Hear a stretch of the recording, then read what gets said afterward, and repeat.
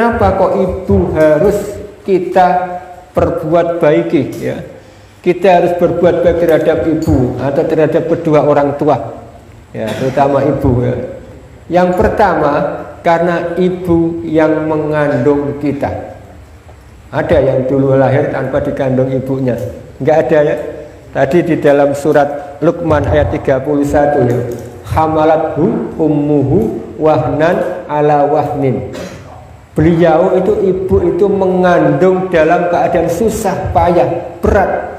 Jadi kemana-mana dibawa terus, nggak pernah dititipkan.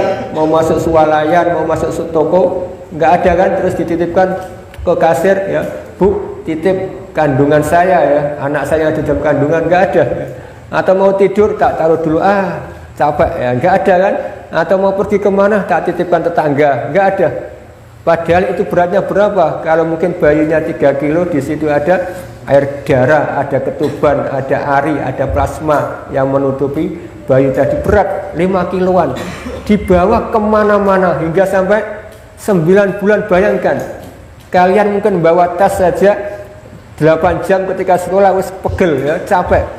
Datang di kamar diuncaloh ya, kecapean. Tetapi ibu tadi membawa berat badan 5 kilo yang ada di kandungan kemana-mana sampai 9 bulan, 24 jam kali 9 bulan berapa? Hitung sendiri nanti di rumah. Berat lagi ya, berat sekali. Itulah yang dikatakan Allah wahnan ala wahnin, sangat berat sekali. Maka kalau ada orang yang masih durhaka terhadap orang tuanya, itu namanya kebajut ya. Kebajut, apa kebajut itu? Ya, keterlaluan sekali. Sudah dikandung 9 bulan, kemana-mana nggak pernah dititipkan orang lain, nggak pernah dititipkan ke kasir kalau ke swalayan, nggak pernah dititipkan ke tetangganya kalau pergi kemana-mana, nggak pernah ditaruh di meja kalau tidur, dibawa kemana, berat sekali ya, sampai mungkin mau naik tangga aja berat, gandoan ya, pegangan tangga berat sekali. Ini ya, dari ini dulu kita bisa meresapi, oh iya ya, berat sekali. Kok saya enak-enakan sama orang tua kok begini ya. Itu yang pertama, karena ibu yang mengandung kita. Bapak, ada bapak mengandung ya, itu namanya perutnya kebesaran, nggak tahu olahraga, bapak mengandung ya. Ibu yang mengandung kita 9 bulan 24 jam kali 9 bulan, berapa? Itu membawa barang segitu beratnya. Yang kedua, karena ibu yang melahirkan kita. Ada yang di sini yang lahir dari batu ya, nggak ada yang, atau lahir dari tanah langsung merocot ya, nggak ada. Ibu yang melahirkan kita, dan itu taruhannya ada nyawa. Karena apa? Ketika melahirkan itu harus keluar tenaga semuanya. Bahkan di dalam hadis, ketika melahirkan anak, ibu itu seperti dipanah atau ditusuk panah atau dipedang 100 kali. Bayangkan ya, berapa gimana sakitnya ditusuk panah atau dipedang tadi sampai 100 sabetan. Sangat sakit. Tetapi beliau ini nggak merasa sakit. Karena apa? Saking sayangnya kepada anaknya, dan itu dikasih Allah keringanan. Tetapi intinya berat sekali dan sakit sekali ya, sampai mengeluarkan darah banyak ya. Ada yang sampai meninggal dunia. Karena apa? Nafas atau tenaga dikeluarkan. Untuk apa? Ngeden istilahnya. Kalau tenaga dalam itu apa? Sampai kalau nggak kuat nafasnya habis, bisa ya, bisa dead tadi ya. Ngeden, ada sampai buka 1, buka 2, buka 3, ada sampai 1 hari 1 malam nggak keluar ya. Maka ketika sampai ngeden tadi ya, terus nggak kuat, tenaganya habis, akhirnya meninggal. Untuk siapa dia meninggal? Beliau meninggal untuk kita ya, untuk sampean semuanya. Makanya jangan sampai kita terus ya berani sama orang tua, itu sudah berkorban. Makanya ada tetangga saya ya, yang sekarang dia itu, ada yang ibunya itu meninggal gara-gara melahirkan anaknya. Ya gara-gara tadi ya, tenaganya sangat keras, keluar darahnya, keluar banyak, kehabisan darah, akhirnya apa? Meninggal di situ. Oh gimana Ustaz, saya dulu kan lahirnya operasi. Sama, Jadi kalau operasi, ya ini saya beritahu sedikit, operasi itu kan langsung dimasukkan di air yang sangat tempat atau kamar yang sangat dingin. Di situ cuacanya harus dingin sekali seperti masuk di kulkas. Itu kalau si ibu tadi nggak tahan dingin, maka dia akan menggigil. Ya, kalau dia nggak kuat tubuhnya akan meninggal. Ya, ini contoh, maaf ya, istri saya pernah ya ketika keluar dari operasi menggigil, dia bilang, "Pak, nggak kuat, aku nggak kuat, dingin sekali, nggak kuat." Ya ini kalau dia, tetap saya paksa, kamu harus kuat, kamu harus kuat, kita punya anak, kamu harus kuat. Ini pertahanan ya, ini pengorbanan seorang ibu. Itu hanya menggigil. Belum lagi perutnya disobek, dijahit. Kadang dijahit 1 kali, 2 kali, keluar nanah, semacam nanah.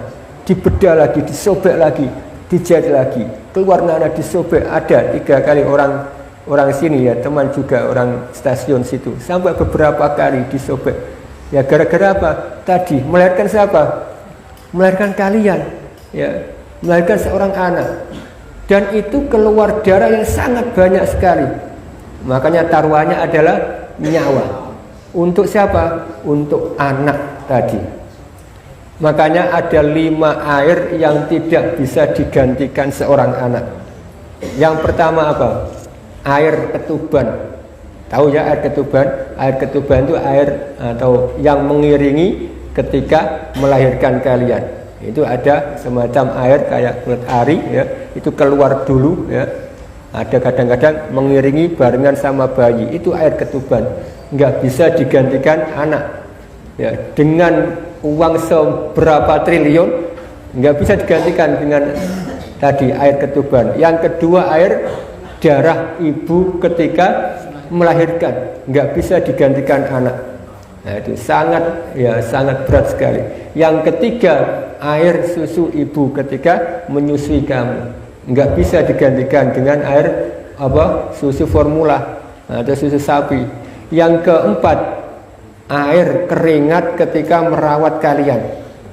Ya ini ya, makanya ada lagu anak-anak ya, masih hafal, kasih ibu kepada beta tak terhingga sepanjang masa, hanya memberi tak harap kembali, bagai sang surya menyinari. Ya, itu ibu hanya memberi, tak harap kembali. Makanya kadang-kadang ketika kita makan, ya mohon maaf ya, kalau makan di rumah itu biasanya kan ibu mempersilahkan, nak, ayo mangan, nak, ayo mangan ya. Terus kita kadang-kadang tanya, "Duh, ibu sudah makan?" "Sudah, mak." Tadi padahal belum makan ya. Karena apa? Mendahulukan anak. Nanti kalau masih ada sisa makan, ibu baru makan. Nah, ini pengalaman ya. Maka berbahagialah yang masih punya ibu tadi. Itu kadang-kadang ibu gitu. Jadi yang keempat tadi air keringat ketika melahirkan kita, ketika merawat kita. Jadi mulai bayi ibu itu, bapak juga menjaga ya, 24 jam hampir nggak tidur. Bayangkan, karena apa? Untuk menjaga kalian waktu kalian masih kecil, nggak tidur 24 jam. Ya, ketika lahir ya, tidur sebentar ya, nangis ngek ya, digendong, nangis lagi ngek, digendong. Baru ibunya mau tidur, ngompol ya, digantikan pampers, dicewoki. Malam-malam sudah ngantuk ibunya, bangun ya, sampai 24 jam. Kemudian dijaga agar satu nyamuk pun tidak menggigitnya. Nah, itu berarti 24 jam, hampir 24 jam ibu itu nggak tidur. Untuk jaga siapa? Jaga anaknya, jaga kalian. Ini ya, jadi pengorbanan ibu ini sangat besar sekali. Air yang keempat tadi, air keringat untuk merawat kalian sampai besar. Sampai besar pun kalian tetap dirawat. Makanya nggak ada istilah orang tua untuk ibu. Tetap ibu mengatakan anak kecil ya, akan dirawat terus sampai nanti besar. Itu. Dan yang terpenting adalah ibu itu tidak pernah minta apa-apa. Artinya apa? Harta. Tetapi yang diinginkan ibu itu menjadi anak yang soleh solehah, yang selalu berbuat baik terhadap ibu tadi.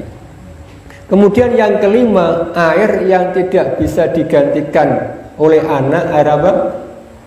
Ada yang tahu? Setelah air ketuban, air mata, menangis. Ketika apa? Ketika mendoakanmu. Jadi di dunia belum ada yang mendoakan satupun, ibu sudah mendoakan kamu. Masih dalam kandungan, itu sudah mendoakan, ya Allah, jadikanlah anakku nanti ketika lahir menjadi anak yang soleh ketika laki-laki, dan solehah ketika perempuan, sambil meneteskan air mata bersama sang ayah tadi. Ini nggak bisa digantikan. Dan juga dipegang-pegang. Jadi yang pertama kali megang kamu adalah ibu, dan yang pertama kali mendoakan kamu adalah ibu. Kalau gitu, siapa yang harus diperbuat baiki di dunia ini? Ibu tadi. Jadi 5 air tadi tidak bisa dibalas atau tidak bisa digantikan oleh anak tadi. Kalau gitu, apakah kita masih berbuat jahat terhadap ibu? Apakah kita masih durhaka terhadap ibu? Istilah kita terlalu, kata Roma Irama, sangat keterlaluan. Sudah berkorban begitu, kita sudah dikandung 20 kali, 24 jam kali 9 bulan. Kita sudah dilahirkan sampai mengorbankan nyawa kalau mereka meninggal, ya, sampai mengorbankan seluruh tenaganya. Kita sudah dirawat sampai nggak memikirkan capeknya demi anaknya. Kita sudah dikasih susu sampai nggak memikirkan sakit atau enggak. Kita sudah dikasih sembarang sampai nggak memikirkan air mata menangis. Itu gara-gara apa? Gara-gara anaknya. Ya, itu 5 air mata yang keluar dari ibu, pengorbanan ibu.